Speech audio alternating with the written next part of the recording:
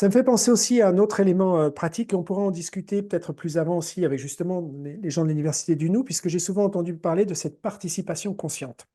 L'Université du Nou, mais aussi que je vois donc de gens comme justement qui offrent quelque chose et qui vont dire à l'entreprise, vous donnez ce que vous voulez. Ça veut dire vous allez le faire en conscience. Je vois une grosse limitation là-dessus. D'une part, je nous crois, et je ne dis pas que vous le faites, hein, je ne sais pas comment chacun fonctionne, donc il y a plein de façons différentes de fonctionner, mais je vais dire un petit peu à partir de ce que je vois souvent. Dans la notion de participation consciente ou de ce que vous donnez ce que vous voulez, on retrouve un petit peu au chapeau, hein. Ça veut dire, quelqu'un joue de la musique dans la rue, effectivement, on peut mettre ce qu'on veut dans son chapeau. Il y a un petit peu le pauvrisme là-dedans, d'une part.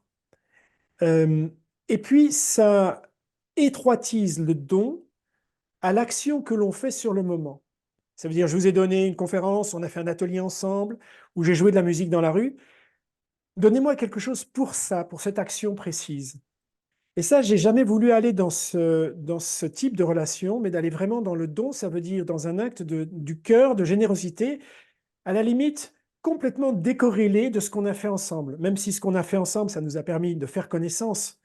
Mais si vous voulez donner, vous donnez parce que vous avez envie de donner, et pas pour l'événement ou la chose qu'on a faite ensemble, mais parce que vous avez envie de soutenir ou d'accompagner un être, comme on peut avoir envie d'accompagner une ONG, une cause, quelque chose, ou son amoureux ou son amoureuse.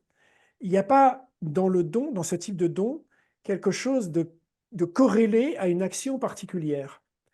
Et ça m'amène notamment à aussi une clarification. Si je devais faire une échelle entre l'économie de marché et l'économie du don, ça a l'air très tranché, mais il faut le voir de façon comme un continuum, hein. Dans l'économie de marché, je le répète, il y a donnant-donnant. Si tu n'as pas la contrepartie, tu n'auras pas ce que je peux te donner, ou vice-versa. Donc le donnant-donnant, la réciprocité. Il y a cette forme intermédiaire, je vous donne et vous me donnez en retour ce que vous voulez. Mais on ne se trouve pas encore à 100% dans l'économie du don. L'économie du don, ça veut dire, je vous donne quelque chose, il n'y a absolument rien d'attaché à ça. Il y a juste aller dans votre puissance, partageons ce qu'on fait, etc., autant que possible. Évidemment, ça ne veut pas dire que tout le monde va y arriver, hein.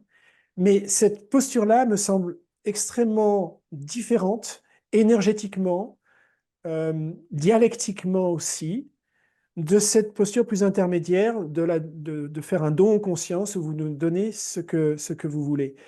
Ça va activer les gens, ça va activer autre chose, de se dire, mais je peux donner sans qu'il y ait même une direction particulière. Même si je donne à cette personne ou à cette association, il y a un acte du don dans l'absolu et dans lequel je vais sentir quelque chose, parfois d'indicible, mais de spirituellement fort.